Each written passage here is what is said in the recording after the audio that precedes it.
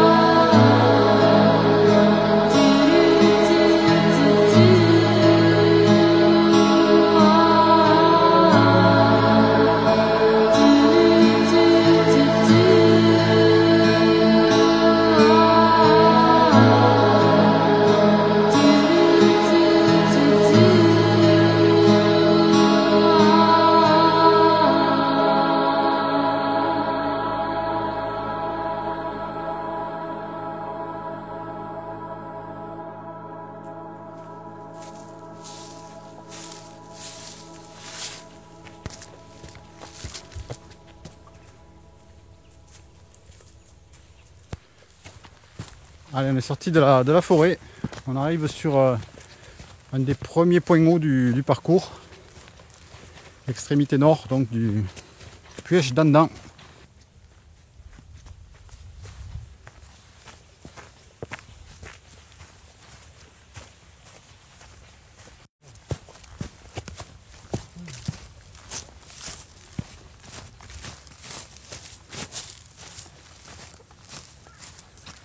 On est en train de devenir spécialiste du brouillard.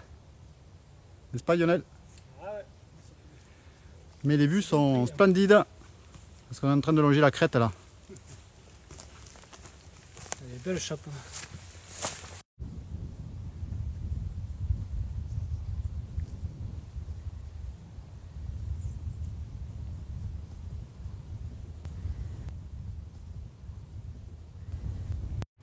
Voilà, c'est le chemin parcouru sur l'arête. On continue plein nord. Et on va arriver à l'extrémité dans quelques instants. Avec le Cosse Noir qui porte bien son nom aujourd'hui.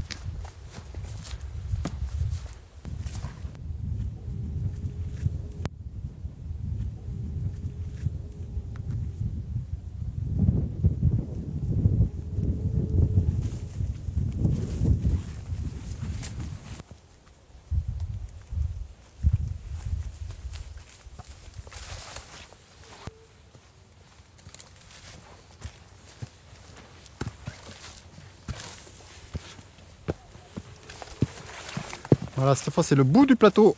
Bon, de ce côté, il y a la vue qui est légèrement barrée par les buis. Ben là, voilà, en extrémité là. C'est dommage qu'il y ait tant de buis, mais ça va quand même, ça va, ça va.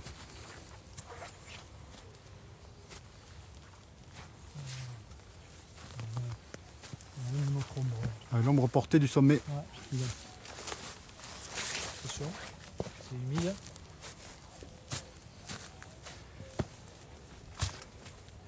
Alors, je pourrais pas aller plus loin. Si je vais plus loin, c'est mauvais signe. Ben là, on va partir donc chercher le champ là qu'on voit au soleil. Et puis, on va redescendre et aller chercher l'autre partie du plateau, tout à fait au fond là-bas. Peut-être à 1 kilomètre facile, 1,5 je dirais. Retour dans notre champ. Là, ouais, le sol est carrément gelé. Température ambiante, je vais te la donner. On sent pas du tout le froid, mais ouais, j'ai 3 degrés. Froid bien sec par ici par rapport à ce qu'on avait ce matin. Alors, et au fond, ça s'appelle le Lévézou, avec son sommet principal, le Mont Seigne. Alors l'altitude, je ne l'ai pas tout à fait en tête, mais je crois que c'est 1150 et des poussières. Cette butte là-bas qu'on voit.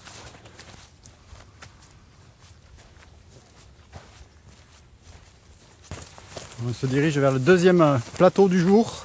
En fait, c'est le même plateau, quoi. C'est juste séparé par un mini ravin. On sera tout à l'heure là-bas dans le champ, à la lisière du champ. On va aller de la droite vers la gauche jusqu'à l'antenne.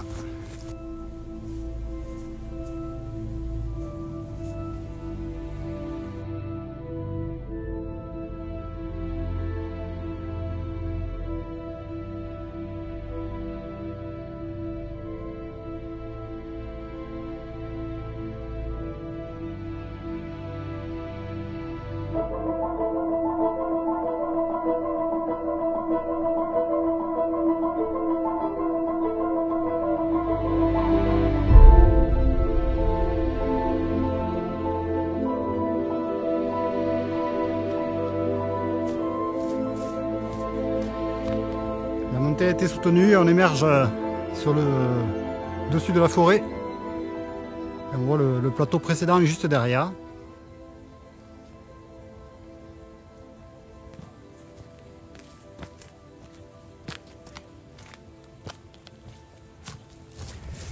Allez, une autre belle vue avec un nouveau lien vidéo tout à fait au fond. Il s'agit du Puech de Suège et du Puech de Fontaneille qu'on vous a fait visiter aussi en rando. Si vous voulez la découvrir ou la revivre, eh bien c'est là-haut à droite qu'il faut cliquer.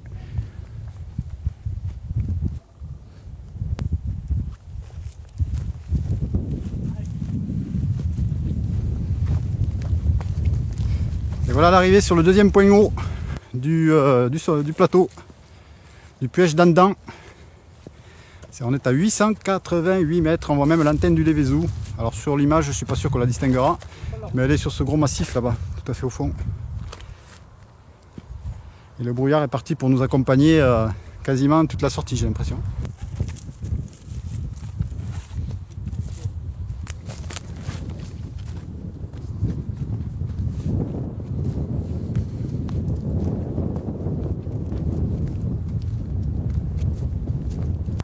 Voilà, c'est la partie curiosité de cette section.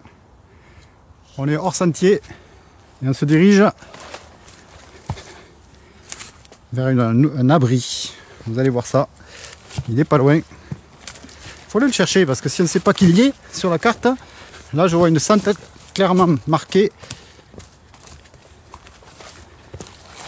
On voit qu'elle a été empruntée. C'est pas des animaux qui viennent par là. Je suis quasiment à mon abri. Voilà, on était parti trop bas. Alors Lionel, je vais te filer un coup de main. Ah, parce que ça pique ça. C'est des rosiers. Et voici l'abri. Le voilà. Bien caché parce que si je l'avais pas eu sur le GPS, j'aurais peut-être pas trouvé. Parce que c'est sûr qu'il est blotti contre la falaise, ça y a pas de problème. Alors c'est un abri qui servait de mini forteresse, puisqu'apparemment Il y a des trous pour mettre des canons, ce que j'ai lu, des meurtrières. Donc ils servaient à surveiller la vallée. Allez. Coup d'œil à l'intérieur. Ça va pas être très grand, hein. Ouais, c'est ce que je m'attendais, toi. Ah, c'est... Si, quand même. Si. Alors, on va mettre de la lumière. Il n'y en a jamais eu autant ici. C'est un bel abri. Ouais. Voilà, dimension modeste, hein. Ça fait même pas 10 mètres de long. Il y a des infiltrations, c'est logique. Bah ici, oui, c'est sûr.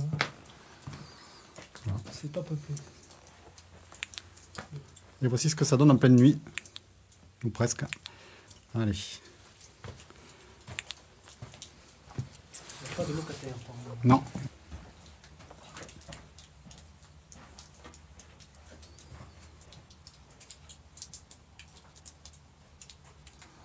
Et ça suinte, et ça suinte.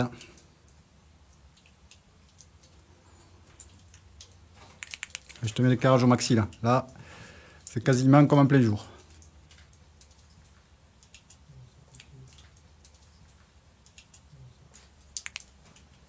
Voilà. La fameuse sortie. Voilà, c'était donc la Jasse des Fadarelles. C'est indiqué comme ça sur la carte Open Runner. Ça s'appelle également, paraît-il, la grotte des fées. Alors la grotte des fées, j'ai quand même un doute parce que la grotte des fées, je l'ai souvent vue partout et nulle part. Donc la Jasse des Fadarelles, je pense que c'est le nom officiel.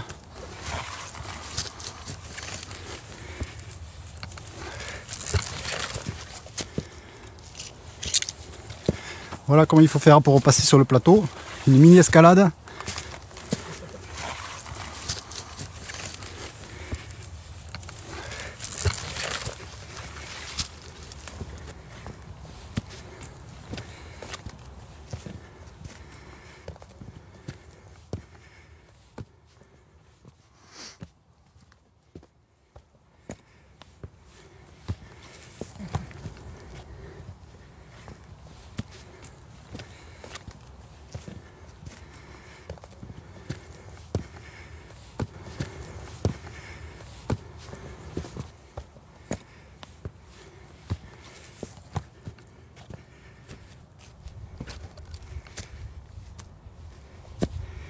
Et retour sur un endroit beaucoup plus plat. Ça tranche forcément un peu.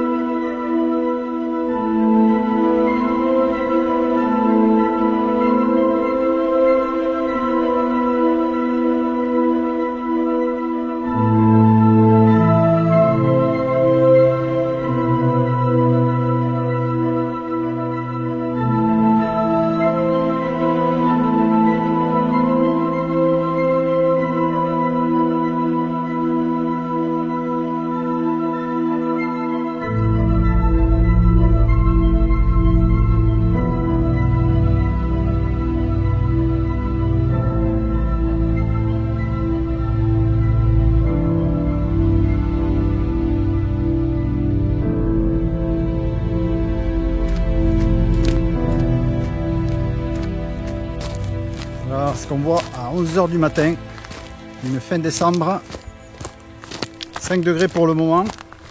Je pense que quand on va rentrer dans le brouillard, on devrait peut-être perdre quelques degrés de plus, ça c'est certain.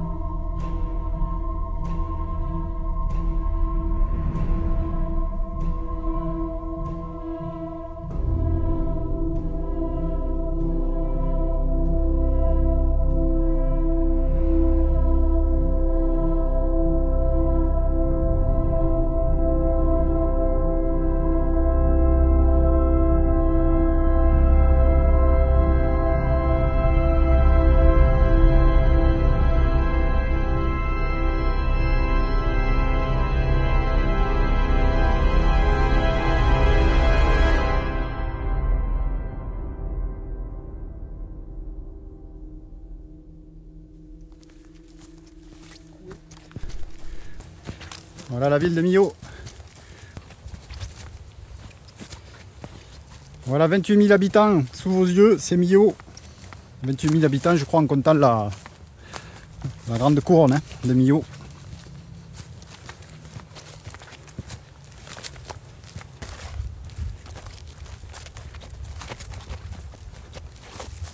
Voilà les falaises où on était en tout début de vidéo. Je pense plutôt sur la droite là-bas, quelque part là-haut. Et puis là, on va rejoindre le point de départ avec le Tarn, juste en contrebas.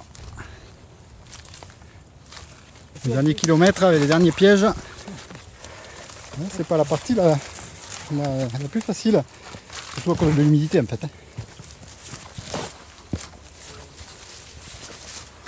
Nous aurons pris tous les risques. Je pense que même à deux on passe. Non, ça a été aménagé quand même.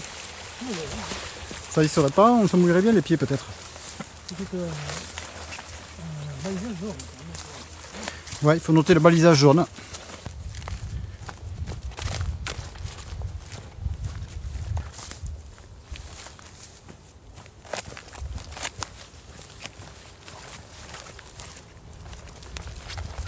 Ce sont les derniers instants de la rando au Puech d'Andan. Merci de laisser vos commentaires, de vous abonner bien sûr à notre chaîne Vélo Rando Z. Et puis on se donne rendez-vous très prochainement. Et il y aura le mini bonus du jour avec finalement le viaduc de Millau qui commence à émerger du brouillard. Je vais vous le montrer tout de suite. Les flots, là, on le devine à peine.